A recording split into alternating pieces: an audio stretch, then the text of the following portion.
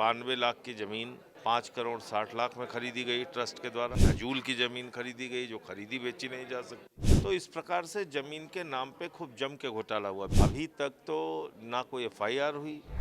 राम मंदिर में चंदा चोरी को लेकर के जिस तरीके से पूरी एक सबूतों को आम आदमी पार्टी सांसद संजय सिंह ने उठाया था और आज उन्हें एसआईटी ने बुलाया था। एसआईटी ने को सबूत भी सौंपे गए हैं। सर, क्या क्या बातें हुई? आपने जो प्रेस कॉन्फ्रेंस में दावे किए थे वो सारी इस सौंपे। समय मैं अयोध्या में हूँ और जो चंदा चोरी से जुड़ा हुआ प्रकरण है उसमें ज़मीनों की खरीद में घोटाला एक बहुत बड़ा मुद्दा है। मैंने 2021 में भी खुलासा किया था कि किस तरह से सुल्तान अंसारी और रवि मोहन तिवारी से ट्रस्ट के लोगों ने 2 करोड़ की ज़मीन उसी दिन उसी समय 5 मिनट के अंदर 18.5 करोड़ में खरीदी।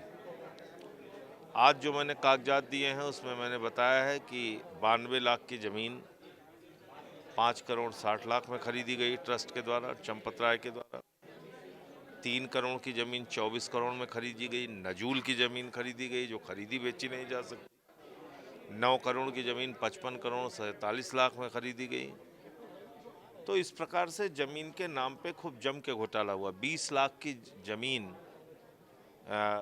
ऋषि केश उपाध्याय के भतीजे ने, दीपनारायण ने खरीदी और फिर ट्रस्ट को 2.5 करोड़ में बेच दी। सीधा सीधा 2 करोड़ 30 लाख रुपए का लाभ कमाया। तो ये मिला जुला दान की ज़मीन 1 करोड़ में बेच दी। तो मिला जुला लूट का खेल जो यहाँ पे चला है उससे संबंधित कागजात मैंने आज एसआईटी को दिए हैं और आगे देखिए क्या कार्रवाई करते हैं वो लोग। आपको क्या लगता है? अब अभी तक तो कोई कार्रवाई हुई नहीं। अभी तक तो ना कोई एफआईआर हुई, ना ये चंदा चोर चढ़ावे चोर के आरोपी जेल गए। तो जो अभी तक लोगों का भरोसा और यकीन सरकार की कार्रवाई पर होना चाहिए उसके लिए तो कोई काम नहीं किया गया। भाई जब पैसा बरामद हो गया, चोरी का माल बरामद हो गया तो एफआईआर क्यों नहीं दर्ज हुई? देखा जा रहा है जिस तरीके से लगातार सवाल उठाए जा रहे थे कि जो लोग अलग से चढ़ावा दिए थे उनकी रसीद नहीं मिली थी, उनके चढ़ावे नहीं मिले हैं। लेकिन एक काकभूषणी जी की प्रतिमा की बात की गई थी। वो दावा किया जा रहा है कि वो कारसेवकपुरम में भरत कुटी में मौजूद है। तो बाकी चीज़ें भी दिखा दें, 1260 सिलाएँ दिखा दें। बाकी चीज़ें क्यों नहीं दिखा रहे हैं?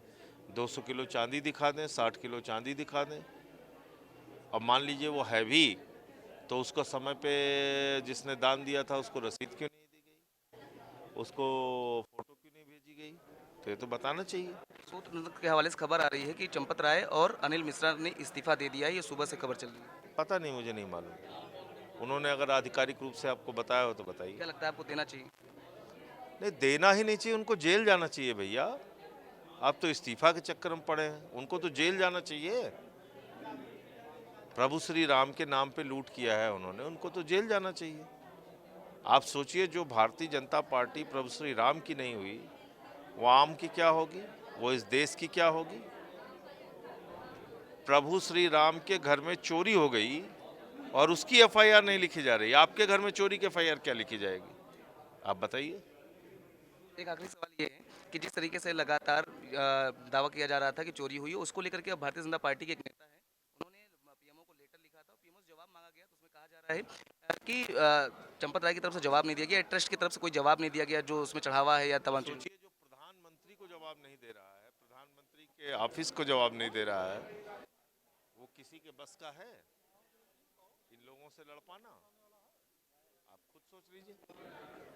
जब नरेंद्र मोदी के द्वारा बनाए गए ट्रस्ट को इतना पावरफुल कर दिया गया है कि मोदी को ही जवाब नहीं दे रहा है, तो आप समझिए क्या हालत है। या तो मिल के खा रहे होंगे दोनों, कुछ तो है, वरना ऐसे कैसे हो जाएगा कि पीएमओ के लेटर का जवाब नहीं दिया जाएगा?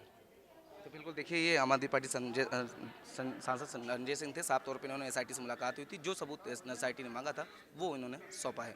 वीडियो जर्नलिस्ट निशांत के साथ मिश्रा, प्राइम न्यूज़, अयोध्या।